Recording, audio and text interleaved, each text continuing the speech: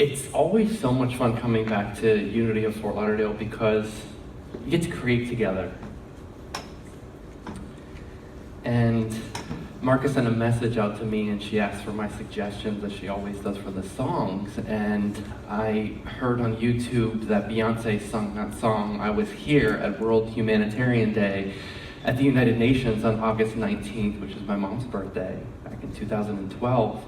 And it really hit me and struck my heartstrings, because isn't that what we really strive for each and every moment, is to be connected to the power of who we are and appreciate ourselves in each and every moment. And remember, I lived. I did. I was here. I made my mark on the sands of time. So thank you guys. I'm excited to be here today, kicking off the first of a 3-part series from Dr. Joe Dispenza's book, New York Times best-selling author, Breaking the Habit of Being Yourself, How to Lose Your Mind and Create a New One, which is pretty funny if you don't know the different intricacies and aspects behind it. However, I have my clicker here somewhere, one second. We are going to be starting on the first part of the series today, which is the quantum you, and understanding a little bit of quantum physics and the science of you, and then moving forward into the next 3 parts about the brain, and moving from being, doing, having, understanding the brain and understanding the gap from what you've been in the past in the reactive consciousness to the meditation part of it, and then really literally firing and wiring and changing your brain. And then part 3 is the meditative process that we'll move into on the 3rd Sunday. And that's what I just covered here. If you want to follow along with us, you can order the book on any media outlet online, or go to the bookstore, or download it on Kindle or Audible. And we will be having a book discussion on Thursdays from 7 to 9. And you can, as Jerome mentioned, register online. And there's also, for the last part of it, the 2-part meditation series, which you can get the MP3 for, or you can order your copy or buy that, and you can have that. So the reason why this is really powerful, and I set the intention this morning for myself, because Dr. Joe is an amazing person, and he reminds us, do we want to be defined by a memory of the past or a vision of the future? So I set the intention this morning, and I said to myself, how can I show up differently? How can I have fun? How can I be here with each and every one of you who are watching live or watch after, or here present with us, and be available to present such rich information from a book, from my life experience, and deliver that message to you so that you're present and inspired, because what you want matters big time. And I always say that, and I remember that, and it's uniquely different from each and every one of us. But as we explore here the science, we'll remember or be made aware of that 95% of who we are from the age of 35 years old is a set of past memories, conditions, and habits. And a lot of that stuff that we have, we don't even realize. It's our reactiveness in our subconscious mind, and it's down there. So, do you believe that you're a divine creator? Yes. That was not a lot of excitement. I set the intention to have fun. Do you believe that you are a divine creator? Yes. Awesome. Can you look to your neighbor and say, hey, divine creator? Hey, divine creator. And then to the other side.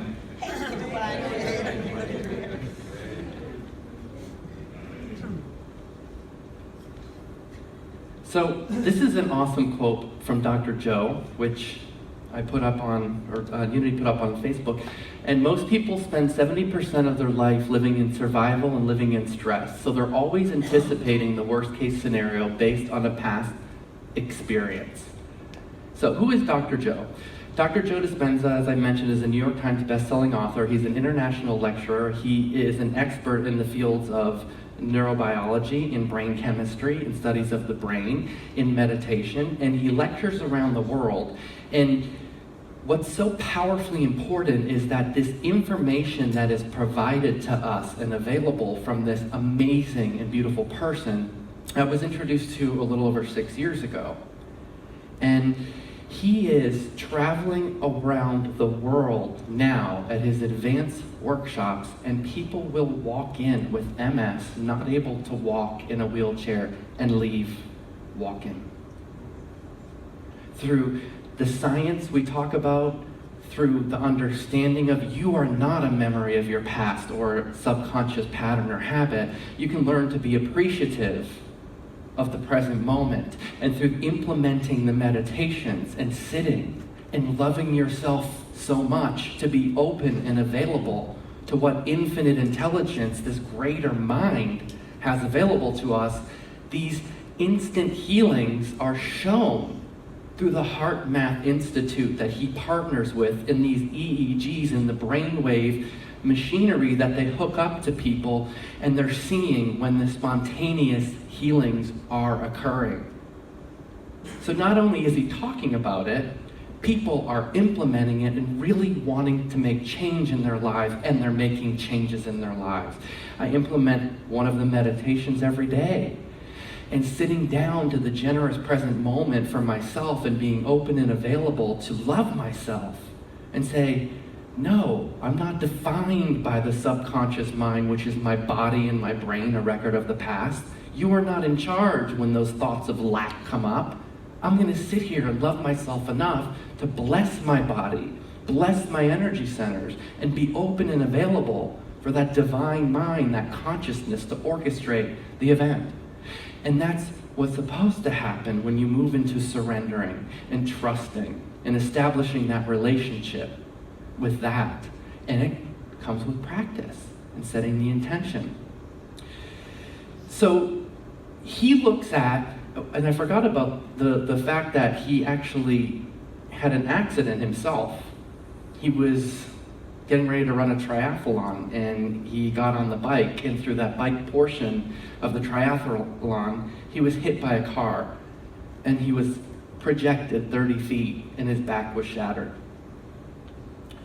He was in the hospital. They told him he would never walk again. They told him he should have rods, and he said no.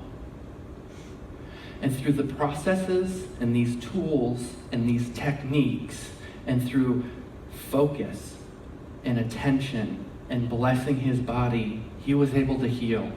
And he said, if I can get out of this, I'm going to go around and I'm going to travel and talk to people and show them the simplistic quantum physics aspect of this, the heart coherence aspect of it, when your brain and your heart are in alignment and you're feeling those elevated emotions. And how all the energy centers of the body, which you may know them as the chakras, are all aligned and connected. And he did it, and he was out, and he was walking again, and now he's around teaching people, and he's an inspiration in my life and many other people's lives, and it's powerful. So, I have a little bit of time to present to you some quantum physics and science information and see how your brain and body are related, so I hope I don't bore you too much with that. Remember, my intention, fun, for you divine creators. So the four things when Dr. Joe is interviewing people that are the coincidences, I like to call them a cooperative incidence because I don't believe anything's a coincidence, that they had in common for healing was that they believed that an innate higher intelligence gives us life and can heal the body. So we have God, right? We have this intelligence, we have this higher mind. So it's believing in that and believing that that can heal. Charles and Myrtle did that, the co-founders of Unity, right? It wasn't founded here. We can give appreciation for who they were and what they were, because in their kitchen, through the law of mind action, they healed themselves. She healed herself of tuberculosis, and he grew his leg a little bit. So that was the first belief. They came to understand that if they tapped into it and used their thoughts to direct it, it would know how to heal their bodies for them. We have to look back a little bit into the quantum physics aspect of this and remember that the Newtonian physics, way back when, first said that your outside reality had the effect on your inner world and that things were fixed. Then Einstein came along a little while after, and he came up with E equals mc squared, which kind of blew that out of the water. With that, it was energy out there is energy in here, and we are more energy than we are matter. We are more wave than we are particle. So through this subject mind and it having an effect on your objective world, the quantum model of reality, if we're looking at causing an effect, is where we look at through the quantum model of reality in your body. So the Newtonian model says cause and effect. The quantum physics model is stating that you're causing an effect. And there's this term in quantum physics called the observer effect, where you direct your attention is where you place your energy. So we know through the prayer and the meditation that the thoughts are things and that it's energy, and we are an extension of that consciousness, and that consciousness is energy that creates the universe, the stars, the animals, the planets, makes the plane fly. So the observer effect in quantum physics states that where you direct your attention is where you place your energy. So you affect the material world, which is made mostly of energy. So if an atom is 99.999% energy through the quantum physics model and through the proof of science, and 0.00001 physical substance, then the question begs to ask, am I actually more nothing than something or no thing? Here's the slide that actually shows our past and our now and our future, and that all possibilities arise in the quantum field. And we can be defined by a vision of the past or be present in the generous moment and be open to a model of the future. So why do I keep my attention on this physical world when I'm so much more? By defining my present reality by what I perceive with my senses, is that the biggest limitation that I have? If you really want something in your life, and I know that there's things that are special for each and every one of you, and maybe that's not coming from a place of something's wrong or I have to fix something, but maybe it's even more that presupposition of peace, wholeness, being present in the present moment, then why do I keep that attention on that physical world?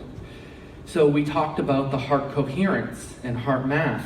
And when they measure at these live workshops and through their research, they show that when you are in an elevated state of being and state of mind of joy, of love, and compassion with the intention, putting the intention out there, and having those elevated emotions, they bring the event back and they show through the research that you can wind or unwind DNA. So the research is there and it's proven that we're very, very powerful.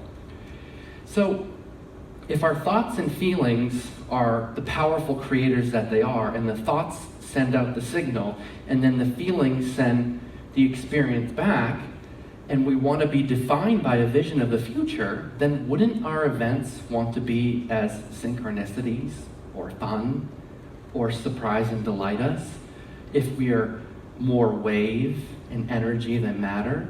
If we can direct our focus and break the habit of being our time, our body, and our space, and focusing the majority of our time on the past and loving ourselves enough to be in this generous present moment. So if you can predict your future, it's more the same. Leaving the how is up to God, is surrendering. It's the unity prayer treatment, right? The denial is not denying the situation exists, it just denies that it has any power over you. And you affirm that you are healed, and then you leave the rest up to God or to that greater mind. And also, if you can predict it, then it's more of the same.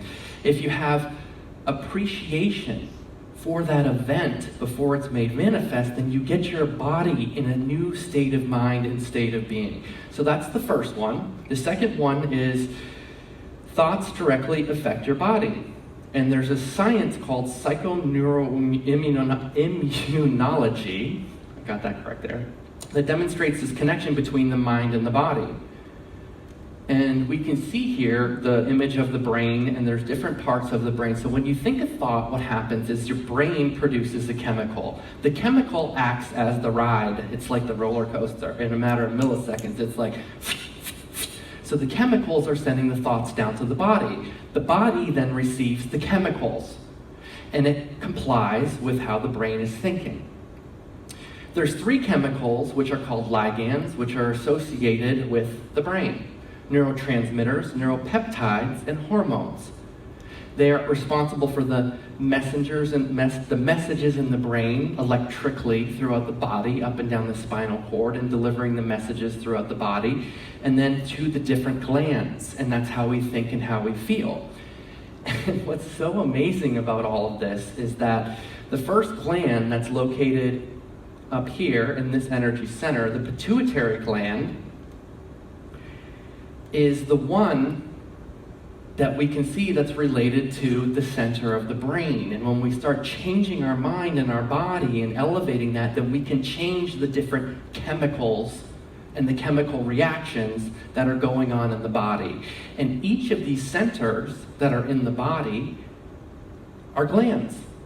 So we have all of these different glands on the chart up here, and it shows in the different energy centers where the glands are. So the pituitary gland is up here, and it's a hormone center of the body. Then we have the pineal gland, which is near the third eye, energy center. And then we have the thyroid gland, which is your throat chakra or energy center. And then the thymus gland, remember Tarzan, he pumped his chest. You can feel those good feeling chemical cocktails going on there. And then the adrenal glands, and then the digestive glands, and then the sexual glands. And what we begin to understand in this rich information, in this science information that's provided to us, is their individual brains. And all of the neurocircuitry that's involved within the main brain of the body is in the individual centers of the body. And through focus and attention, we can begin to retrain, rewire our body, and move into a different state of mind and state of being. I remember that a friend of mine shared recently, after we were talking about this information, he said, "Oh my gosh, my daughter came out to her parents." And she was really excited about that. And after she came out and he shared this information with her, she realized that when she spoke her truth, right, this chakra right here, that she was gradually reducing the thyroid medication that she was on because that energy center or that chakra was performing in a different way and the cells were being affected. So when we can reinvent ourselves and we understand that we can reinvent ourselves and make a conscious choice to actually sit down and love ourselves so much and say no to that body, no to your body. I'm not going to be defined by those reactive memories of the past, of fear, of hate. I'm going to sit here and love myself. And then I ask myself these questions, open-ended questions, which begin to get my brain moving in a different direction. And then I start to focus on the frontal lobe portion of it by being a philosopher, reading, being an initiate, beginning to practice, and beginning to master, which is chemically, neurologically, physically, emotionally, energetically changing my state of mind and state of being in that spot. You ever felt like you're with someone or you're doing something and time stood still? Because you're in that state of creation and you're being defined by that. So coincidence number 3 is we can reinvent ourselves and create from a state of joy and inspiration or fear and hate, making a conscious choice to reinvent ourselves. So you ask yourself those questions. What would it be like to have fun today? What would it be like to be confident? What would it feel like to be whole? And then your brain starts firing and wiring in different ways, and you produce a fluid consciousness from your brain, and you start harmonizing with all potentials and possibility from the greater brain or mind or consciousness, because we're created in the image and likeness of God as an extension of that. And through practice and repetition and loving yourselves, you begin to see and understand. Since we're capable of paying attention so well, we can lose track of relative space and time, and this approach does require effort. It's not just saying positive things, it's making the time for yourself. And one of the most powerful tools that we have is that we, in human beings, can be aware of that. It's called metacognition. So awareness is such a powerful tool. And if we're thinking how many thousands of thoughts a day, and we're 20 years old, 30, 40, 50 years old, then wow, we've really honored a lot of life into that, right? And it doesn't matter. No wrong, no right, no labels, moving forward in a way to where I want to be open to this and aware of, no, body, you're not in charge anymore. No, I'm not going to respond to I'm not good enough. I can be open to being good and being present. So when we look at overcoming our environment, overcoming our body, and we become no time, no place, no body by opening up more to meditation and to the relationship with the quantum field and source, and through sitting and practicing meditation, we begin to change our body and our brain. By the time we're 35 years old, we're a set of 95% of us subconsciously is a set of involuntary programs, memorized behaviors, and habitual emotions, reactions. And so then that follows that 95% of our day we might be operating as unconscious. Right? You know how to get in the car and drive the car? We got here today. You know how to brush your teeth. It's the subconscious program. So it's about having that intention to, I really wholeheartedly want to own that and embody those emotions and change. And there's a process to do it. And there's an understanding of we are greater than this physicality in this body that we are, and we are more wave and more energy than we are in this particle. So since those are the four coincidences, and we can look to overcome the environment, or not that, we can look to overcome the body, and we can overcome time, we begin to live in anticipation of a future event and understand we're not defined by the things that are out there as much anymore in reactive consciousness. And there's the two charts in here that he goes into on chapter 5 that talks about living in the states of survival or creation. So am I reacting? Am I being angry? Am I being defined by the vision of the past, showing up as that past? Or can I be in homeostasis? Can I be in trust? Can I be in this gracious present moment and honor myself and my body? And the last thing that these beautiful, powerful, amazing individuals do, and I do on a daily basis, is I sit down and I make time and understand that it's like training or putting training wheels on. If you want to initiate something in your life in real change and you want to own that and feel that, it's practice, it's repetition. I'm living here now. I'm loving here now. I am making my marks on the sands of time, right here and right now. Taking time out, learning, practice, repetition. I'm beautiful. I'm amazing. I'm powerful. I can do it. There's that thought that's telling me I'm not good enough again. No, you're not in charge. I'm going to be here. I'm going to center myself. Present. Awesome. Moment. Right here. Right now. Through these processes and these tools and these techniques, I'd like to invite you to focus on what matters for you in your life. And erase the how. Choose to show up for you. Choose to participate. Be available to new information with our group on Thursday evenings. Take time out for your precious self. Get the book. Order it on Kindle, on Audible. Start reading it. Start retraining your brain to fire and wire in new and different ways. And whatever that uniquely special and loving thing is that you want for you, set the intention. Get in that new state of mind and being by practicing, coming out to the group, and then letting the how be orchestrated through that greater mind. Here's the information again for our reading and discussion. You can sign up in the back. There's a list there, or you can sign up online under the calendar section. So I look forward to seeing you there. I'm holding the intention for the rest of your day and for the rest of the week to unfold in a beautiful, loving, powerful, quantum, amazing, and fun way. Thank you.